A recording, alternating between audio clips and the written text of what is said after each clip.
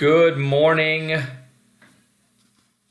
algebra. Today's algebra, from here on out, we're pretty much going to be doing things from the textbook. That's why you have a textbook at home. Use your textbook. If you don't know where it is, hunt it down. If you still can't find it, then we'll come up with another solution. But you need to let me know this before tomorrow. What's the problem? Okay. You need to let me know this before tomorrow because I want to give you credit for something that you do, and if you aren't capable of doing it, I want you to be able to let me know this so we can find something out. So it's got to be known by tomorrow. Today we're talking about radicals. Radicals are actually pretty simple stuff. First one we're going to start talking about is square roots. It's all we're doing today. Today is just a day just on square roots. So we should know a lot of that already. You know, square root of 81, positive or negative 9. Square root of 100, positive or negative 10. Square root of 144, positive or negative 12. So let's take a look at some that are not quite as easy. You know, if we have something that looks like, I'm going to start off with something that's somewhat easy. This right here, that is your radical. That is the square root sign. When there's no number on it, the number is 2. When there's no number, the number is 2. Those mean the same thing. And that means square root.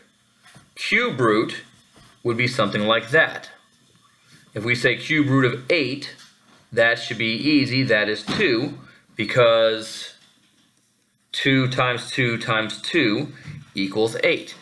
Multiply 2 by itself 3 times, that's where this comes from. That's just a brief one on that, but we're going to focus on that one. Square root.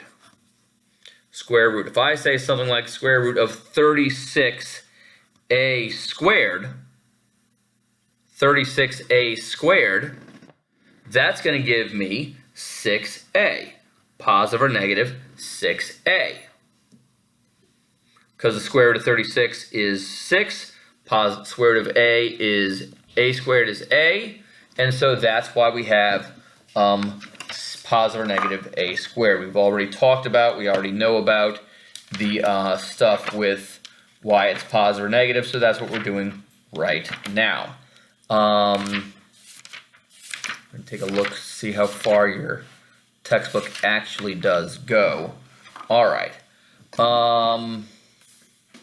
All right, so we're going to talk about a couple of things today. But let's go a different way. Let's say, for example, I say 3 times the square root of 5 times the square root of 5. Something like that. Well, this really is the same thing as 3 times the square root of 5 times 5, which equals 3 times the square root of 25, which is 3 times positive or negative 5, which gives our answer positive or negative 15. Because 3 times 5 is 15, positive or negative. Either one gives us exactly what we need, gives us the exact answer. So that's how we do one like that. Yes? So those are ones that y'all can figure out on your own. Sometimes we have something that looks like 27, square root of 27. When I say leave this in simplest radical form, what this means is we take, if we can find in here, in 27, a number that is in fact a perfect square, we have to take it out. We have to extract it. So we have to think of a number that is a perfect square that is a factor of 27. Well, we can say, okay, 9 times 3. 9 times 3 is the same thing as square root of 9 times the square root of 3.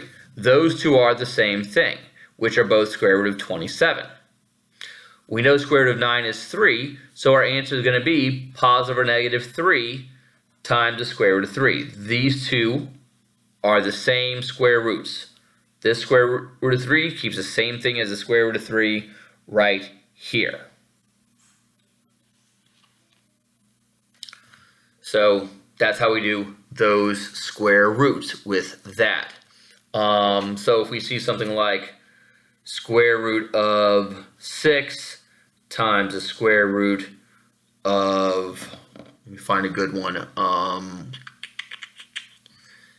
8, square root of 6 times the square root of 8.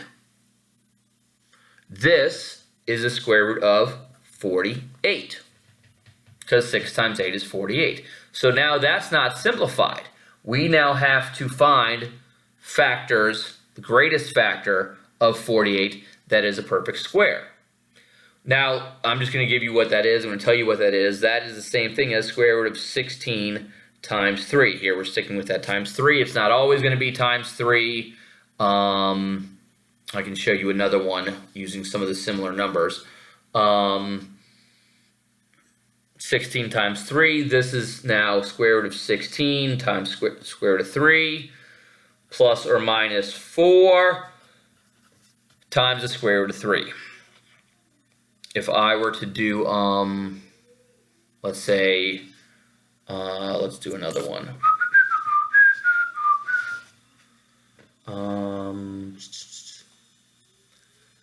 32, square root of 32 times square root of 4, that becomes square root of 128. Well, factors of 128 are 64 times 2. 64 is a perfect square, 2 is not. Square root of 64 times square root of 2 is going to give you plus or minus 8 times square root of 2. That stays like that. So that's how those are done.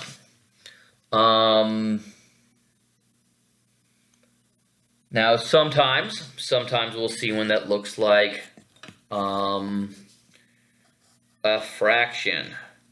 Square root of, let me make this a little bit lower.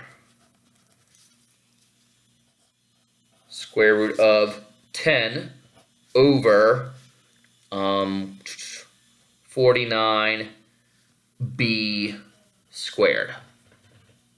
Well, this becomes square root of 10 over square root of 49b squared. I never want to see square root in the denominator. It's a bad thing to do. We have to get rid of it. Now this one's an easy one because 49 is a perfect square, b squared is a perfect square, so this is going to be plus or minus the square root of 10 over 7b. That one's an easy one because our denominator is already a perfect square. Already a perfect square. Now, sometimes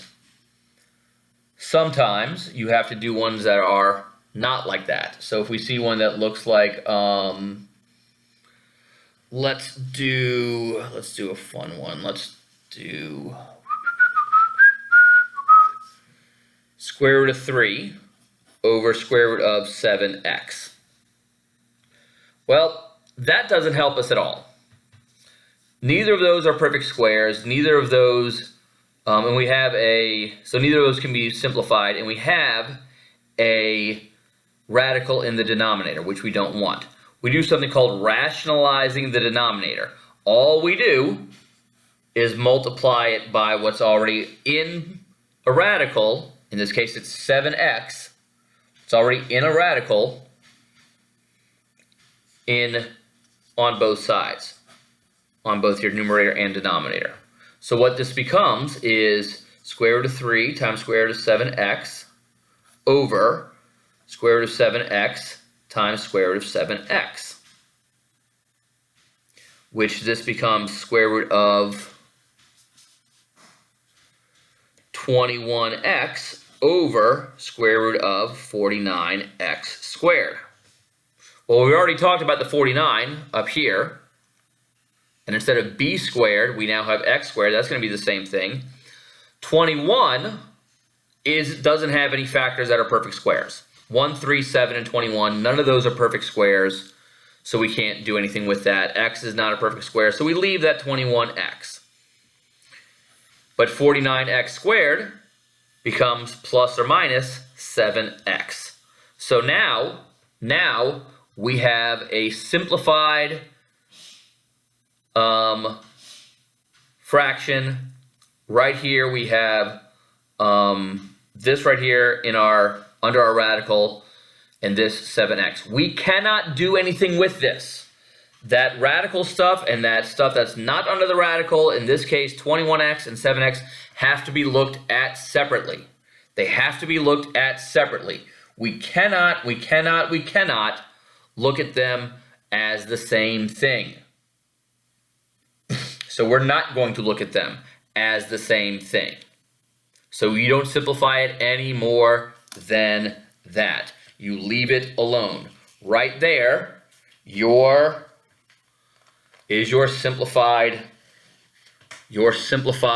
answer, your simplified response. So right now, that's what we're going to be doing. So today, in your textbook, I'm going to try to find some things I can put on Google Classroom in addition to, come on, get out of the way. So right there, you have, those are the things I want you to work on. 581 and 582, 4 through 64 multiples of 4. Take a picture of it and upload it. If that's not something you can do, then let me know and we'll move forward from there. But you must let me know. I'm also going to put this in writing for those of you who don't watch the videos. Stay safe. Good luck. Email me if you have questions.